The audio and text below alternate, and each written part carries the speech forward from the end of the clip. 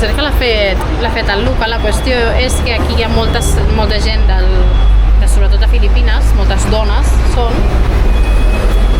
que treballen com 6 dies l'any, 6 dies a la setmana i pràcticament tots els dies de l'any, no?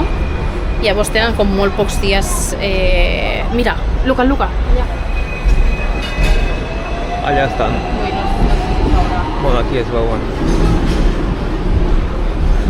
Bueno, la qüestió és que treballen un munt, treballen com a internes, diguéssim. I tenen com un dia a la setmana de festa, que sol ser els diumenges, no? Però, per exemple, avui és divendres i ho hem vist avui.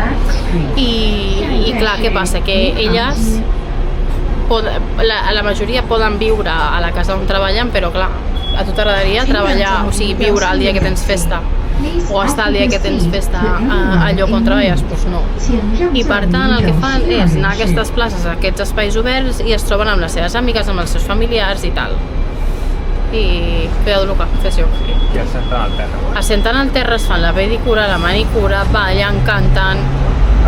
I clar, al principi ens hem quedat perquè dèiem, a veure, seran mendigues, seran, no?, del plan immigrants. Pensàvem fins i tot que si estaven fent un càsting de Got Talent, perquè clar, com unes cantaven, unes altres ballaven, no sé. Però molt divertit, i després el Luca ha investigat i ha trobat que